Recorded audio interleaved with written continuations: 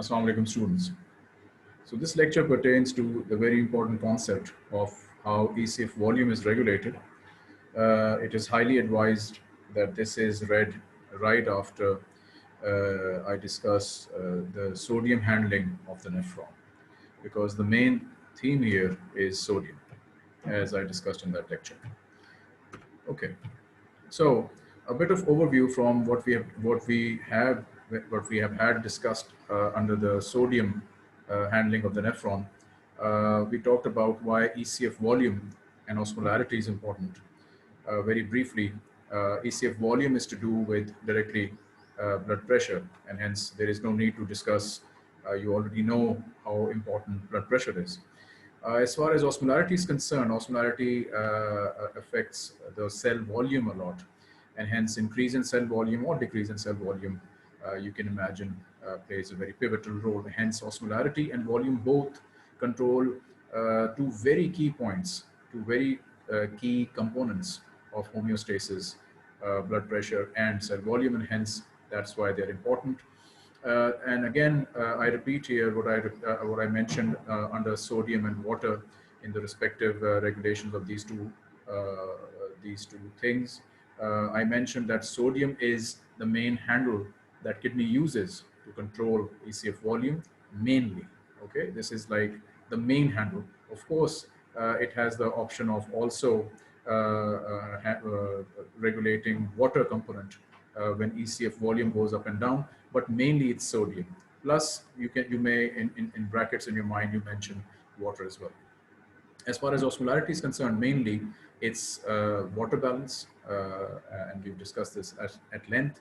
Of course, the kidney has the ability to separate sodium from water, and this is called Singles effect. And again, this is to do with mainly osmolarity. So the focus, again, this is a good line. Body's response to changes in each parameter can be a combination. So sodium and water can be combined to address changes in volume and osmolarity, but for a conceptual framework, you need to remember that mainly it's sodium which is related to volume homeostasis, and water is to do with osmolarity homeostasis. Okay. So this is where I discuss now a very key concept of effective circulatory volume. It should be circulatory volume. Okay. Now, you have up till now heard and read and discussed ECF volume, which is extracellular fluid volume.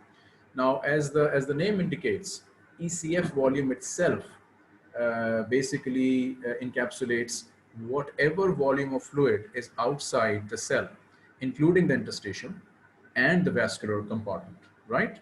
Now, where does this definition fit in? Effective circulating volume, circulatory volume, okay? So this is basically, it's a concept. It's an unmeasurable volume. It's termed because of a very important phenomena, and that phenomena is that the part of ECF volume which is held inside the vasculature, inside the vessels, and is used to perfuse the organs, that volume, that part of, or that component of the ECF volume is actually the effective volume that is being used to perfuse the tissues. All right. You may at the moment may not realize the importance of this concept, but for now, just understand this. Effective circulatory volume is basically a component of ECF volume which is held in the vascular compartment and is effectively that volume is basically, or that component of the total ECF volume is effectively perfusing the tissues, as opposed to the interstitial fluid. Obviously, the interstitial fluid is not perfusing anything. It just is placed within the cells, between the cells and the vasculature. Okay. So whatever is inside the vessels, that is used to perfuse the tissue. Now, sodium balance. When we say that sodium is used, or sodium is the handler or the handle for control of ECF volume, basically sodium controls effective circulatory volume. Okay. So that part of the fluid which is inside the vessels, that is what sodium controls, or the kidney controls via sodium. Okay, and that then, that this effective circulatory volume then basically affects the total ECF volume, vascular volume is this basically, very importantly, the blood pressure and the cardiac output. Okay, so sodium controls effective circulatory volume. Effective circulatory volume affects the whole of the sodium ECF volume, the blood pressure, and the cardiac output. Okay, this is important. Why is it important? In another way, one is tissue perfusion. Of course, you need to clarify that it's the function of basically this particular component of the ECF volume. That's one thing. Number two is, we'll discuss in this lecture in a bit, that there are actually sensors in throughout the vasculature which basically detect drop or increase, i.e. any change in ECF volume. Okay, so those sensors, which we'll introduce in a bit, those sensors, they detect effective circulatory volume, not total ECF volume. It's a very important differentiation. So those receptors or those sensors are placed in the circulation in such a way that they are detecting the vascular volume, whatever is circulating inside the vessels, not outside. Okay, this has important implications. So when they sense any change in the intravascular compartment, to be precise, they turn the they sound the alarm. Sodium balance is then by the kidneys adjusted so that whatever they detected is addressed. Okay, and however this is addressed has implications on blood pressure and cardiac output, something that obviously makes it extremely an important concept, right? So the reason I made it in an arrow form is that this affects this and this affects this. Okay, now in a normal person, of course, all this is in sync. This is in tandem. It's a synchronization. Okay. However, it's not always the case. So very important, very interesting examples are listed here. And mind you, this can be a favorite in your exam as well. Let's take congestive cardiac failure. Now we said that in a normal person, all of this is in sync. However, in congestive cardiac failure, it's not. What happens in congestive cardiac failure? Well, the cardiac output drops, right? The heart isn't functioning properly. So cardiac output drops. When the cardiac output drops, what drops? The effective circulatory volume drops because it's not getting the push that it usually does, right? The whole volume inside the vasculature is constant. It's the same. The volume is not being lost, right? It's just that the heart is not functioning properly. So the push that this volume requires inside the vessels is not there. It's decreased.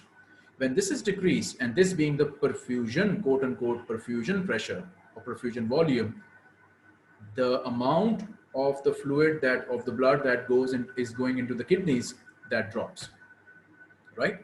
So the kidney sense by a decrease in this perfusion volume or effective circulatory volume, they perceive that there is a deficiency of ECF volume, although it's not. It's just that the perfusion volume has dropped, but they are basically set on this perception. So when their sensors, when their ECF volume sensors detect a drop in ECF volume, right, through this effective circulatory volume concept, what the kidneys start to do is retain fluid, because that's what they do.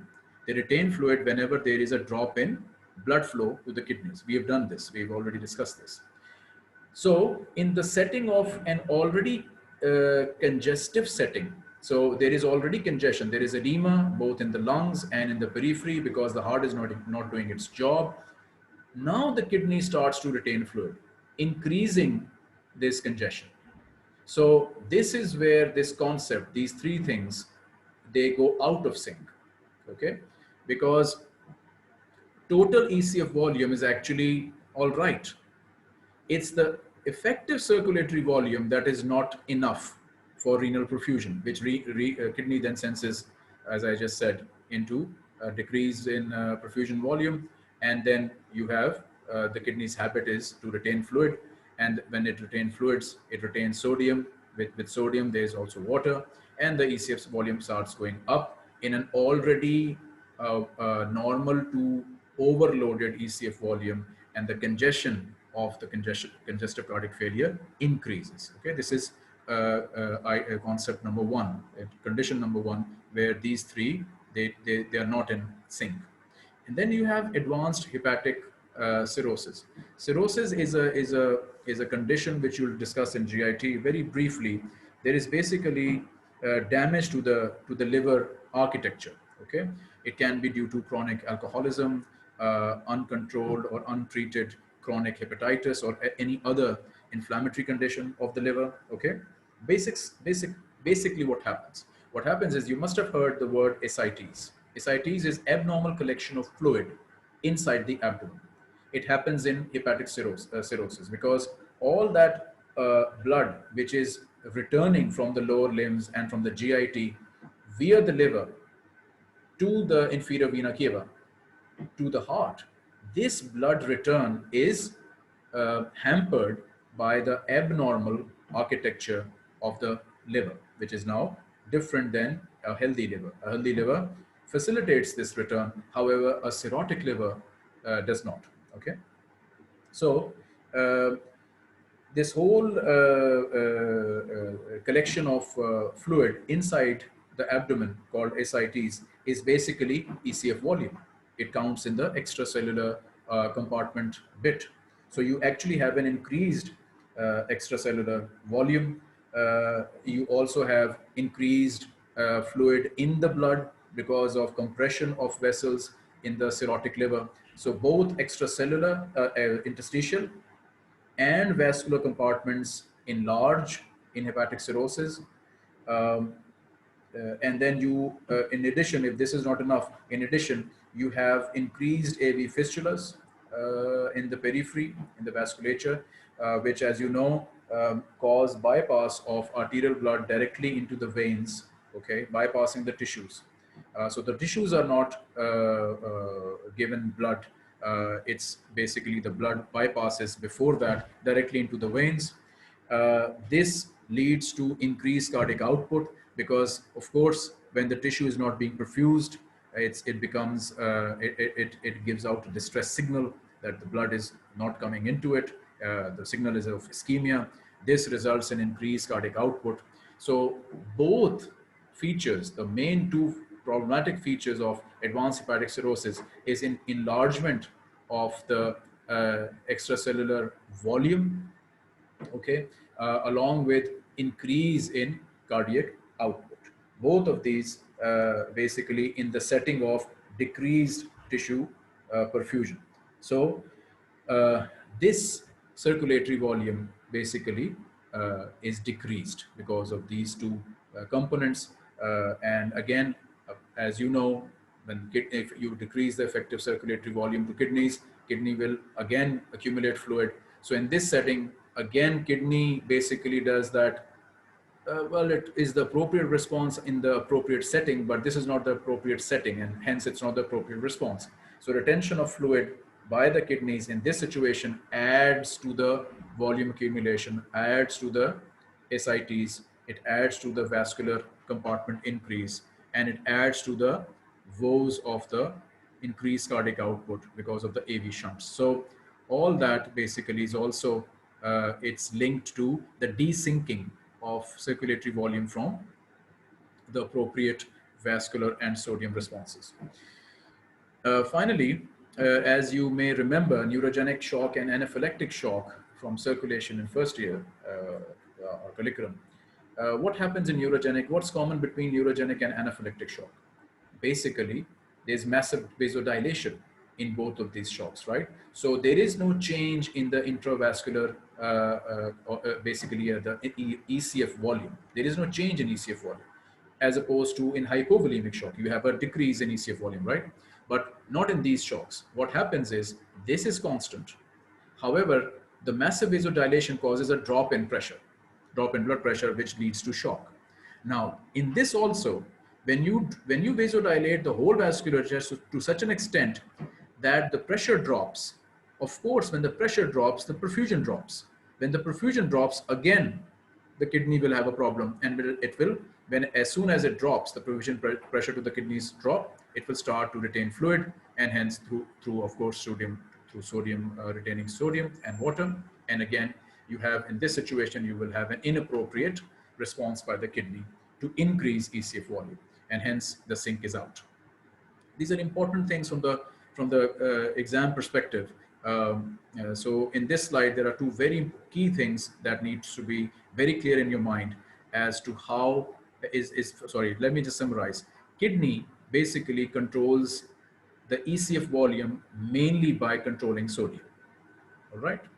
Sodium, in turn, is the handler or the controller or the is basically linked with the effective circulatory volume, which is a conceptual concept.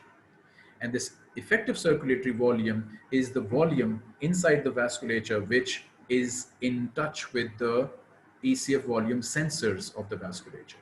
And any change, increase or decrease in this volume will lead to overall ECF volume increase or decrease, and results in increase or decrease in blood pressure, and has an effect on cardiac output as well. Okay, so I hope this is an important point that you have now clear, and its clinical aspect where these things are not in sync are these four concepts and even more. But this you should know well. Okay, so now that we have understood that kidneys are actually the ultimate master organ that regulate ECF volume by handling sodium, let's jump into it. Okay, so for now, just ignore this, please.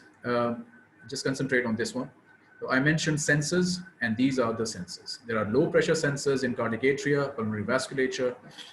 So the venous side, basically, or the pulmonary side. The high pressure are the arterial side, carotid sinus, aortic arch, and very importantly, the JG apparatus. You know what the JG apparatus is? It's in the kidney, you know, the juxtaglomerular apparatus, you know, mainly the afferent arteriole and the macula densa and all that business. Okay, the renin secretors basically. Okay, so these are the sensors. Okay, so they sense changes in ECF volume via these sensors.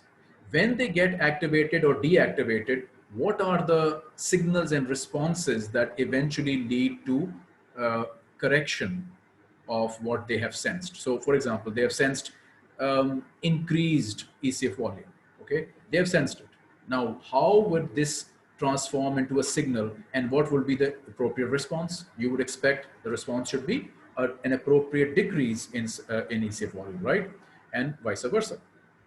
So if you've understood what volume sensors are, let's hop on to the four basic signal or responses that happens. The very well-known renin-angiotensin 2 aldosterone mechanism basically functions as a ECF volume controller. So do the sympathetic nerves, renal sympathetic nerves. So does the ADH, and I'll address this in a bit. And very importantly, is basically the natriuretic peptides, ANP, BNP, and urodilate. Okay. Now, this is the list. Now let's just jump into the pure physiology of it. You see four headings. Okay, the sympathetics, renin-angiotensin aldosterone, the peptides, and the ABP. ABP is basically ADH. Okay. Now you see that basically the first three, 1, 2, 3, they are dealing with NaCl, which is basically sodium. So there are, conceptually speaking, remember that there are four mechanisms of ECF volume control, ECF volume regulation. One is sympathetics, the renin-angiotensin aldosterone mechanism, the natriuretic peptides. In the last, you see ADH, which basically deals with water.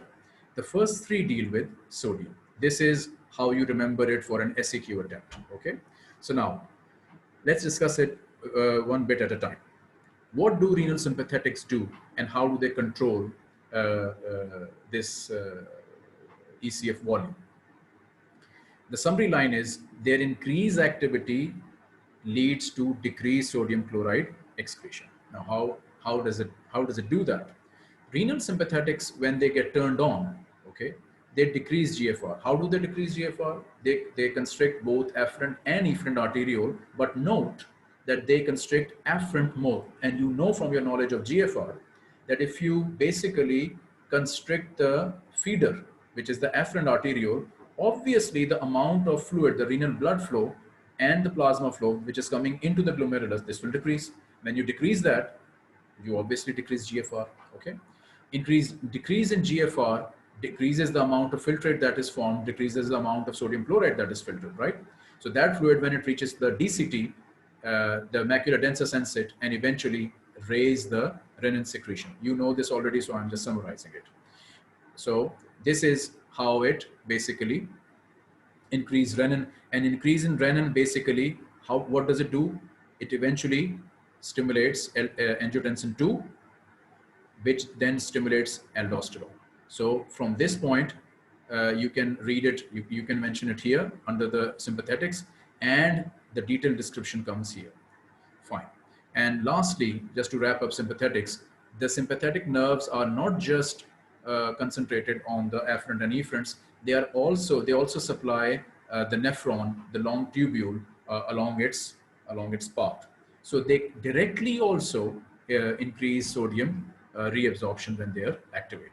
So these are the three components which describe how renal sympathetic nerves increase or address sodium reabsorption and hence directly control ECF volume regulation. Okay, this is important. An MCQ can be generated right from this part of this slide.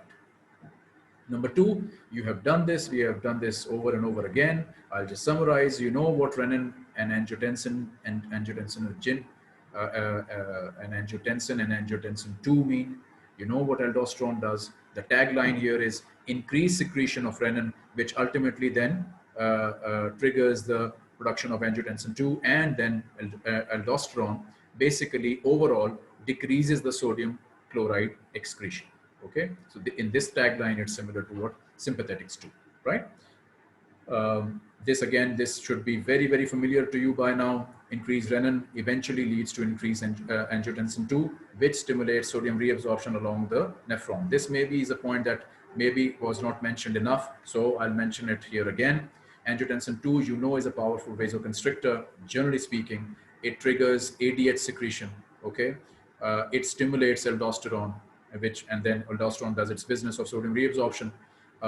Maybe I have mentioned this less, so I'll say it again.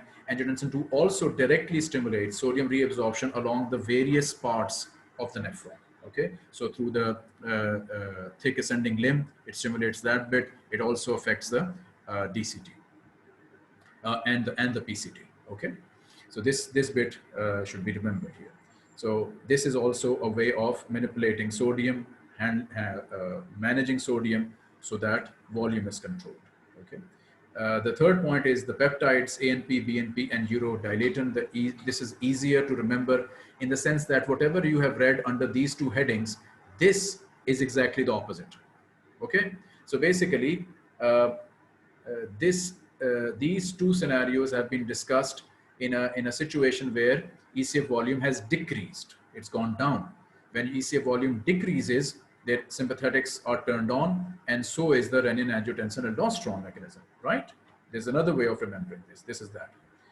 Natriuretic peptides basically get turned on when ECF volume is more. It has increased. It has gone up, okay? So remember, I'll explain one, and so that you can remember the rest. ANP is atrial, ATRIAL, from the atria, heart. Atrial natriuretic peptide, right? So this is brain natriuretic peptide. Urodilatin is also one of the natriuretic peptides. So basically what happens is when there is increase in ECF volume, the fluid of the vasculature increases. So the venous return into the heart increases. When the venous return to the heart increases, the right atrium dilates. Okay, and when it dilates, it dilates more than usual. Then it releases ANP. ANP is only released when there is an increase in the amount of blood that is arriving in the atria. Okay. Now, what do you want? This in this scenario where you have increased in ECF volume, you want it to be decreased. For it to be decreased, what do you want kidneys to do? You want kidneys to increase the excretion of sodium, and along with it the attendant water, right? So naturally you would like to increase GFR. Okay, and this is what happens when you have ECF volume expansion. The GFR goes up, renin obviously needs to go down, and hence aldosterone goes down. The whole thing goes down, AVP is inhibited, and so on and so forth. So if you understand the concept of what to do with ECF volume expansion, this you don't need to cram it, this just comes naturally. Okay, this is the benefits of understanding the concept. AVP or ADH is the last point, and this is the main point which directly affects water. Of course, all these things mainly control sodium and water. However, I beg your pardon, ABP is the one which controls water only. All right. So having said that, having explained all that, the previous slide, we now go into revising it. What happens in the two scenarios, i.e. volume expansion and volume contraction? Again, this stuff has been described in this slide in detail, but a more learning friendly or revision friendly slide once you've done the previous one is this. You can see that the information laid is almost the exact same sequence. Volume expansion is being discussed. This is that sympathetic activity that we've just described. This is the renin pathway. This is that those peptides, natriuretic peptides, and this is your ABP. So this is a nice flow chart which describes how volume expansion through this 1, 2, 3, and 4 basically addresses or increases urine output of fluid and brings back the ECF volume to normal. What happened? What would you expect in volume contraction?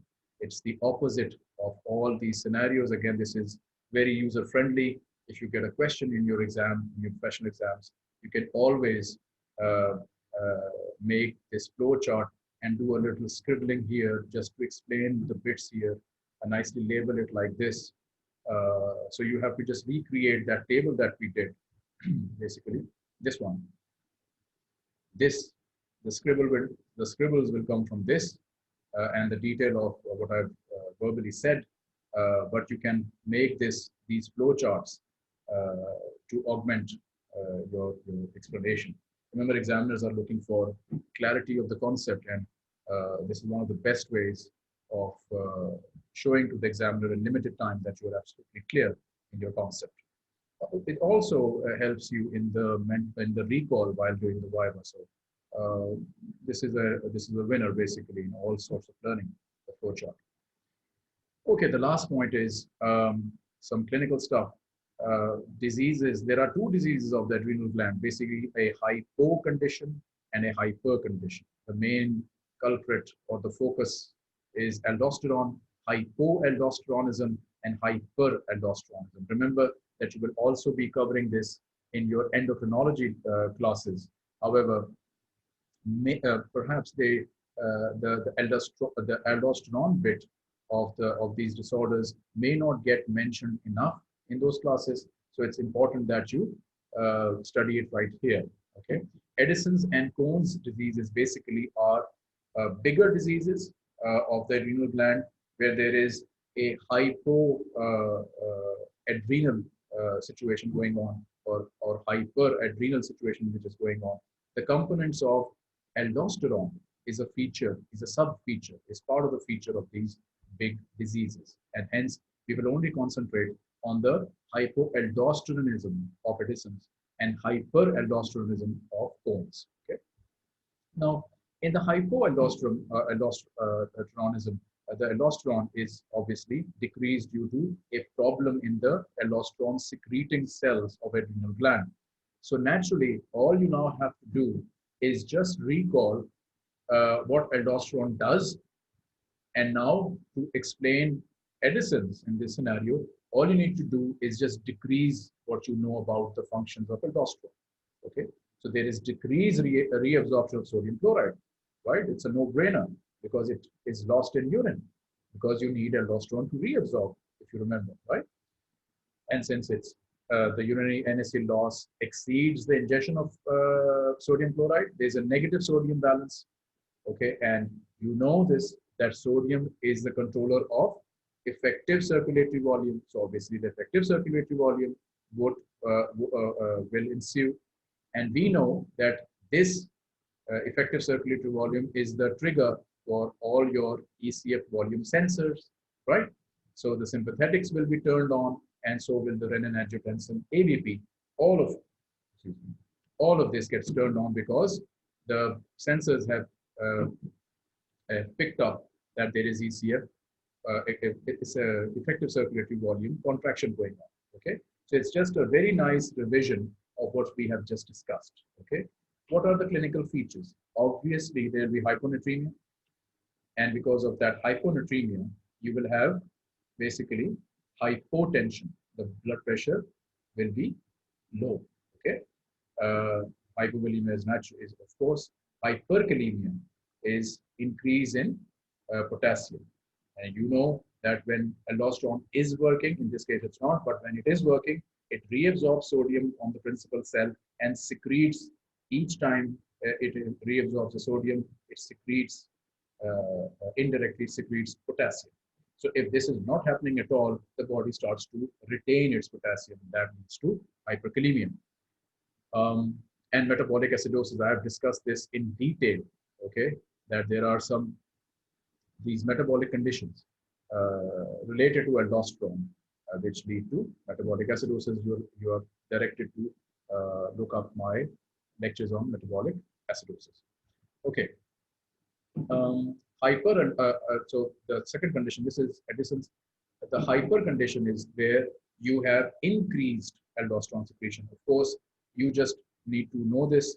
The opposite happens here with the addition of increased ANP and BNP. Why would these be increased? Because of obviously the aldosterone has gone into hyper situation. There's too much aldosterone going on, and what it does is it basically increases reabsorption of sodium chloride to a very large extent, which raises the ECF volume very largely, and hence you have the blood returning to the atria is increased, and etc. As I've discussed, ANP is increased, and so is BNP, and the effect of kidney as we have just discussed. The features is, of course, when you have too much sodium in the system and you have ECF volume expansion, obviously you will have hypertension. This is a tough hypertension to deal with because any vascular manipulation of giving vasodilators, etc., usually doesn't work. It needs to be combined with two or three medicines to bring this down, because it's basically a messing up of the baseline thing, which is the ECF volume itself. And this hypertension causes all sorts of issues, headaches, blurred vision, dizziness, etc. There might be normal or even low potassium levels. You would understand why it would be low, obviously because of the sodium potassium counter effects of aldosterone. And this may cause fatigue, numbness, muscle cramps, and weaknesses. Okay, and overall, this whole stuff basically leads to an increased risk of heart attacks and failure, because this is the importance now, clinical importance of increased ECF volume and having too much salt in your diet. That also comes operative here. If you don't control your salt, especially in the above 40s or above 30s, then you are calling for an increased risk of heart attacks or failures, Allah forbid, and strokes and kidney failure and so on and so forth. All right, so this is a nice recap of the whole main two clinical aspect related to increase or decrease aldosterone, which links to increase or decrease ECF volume.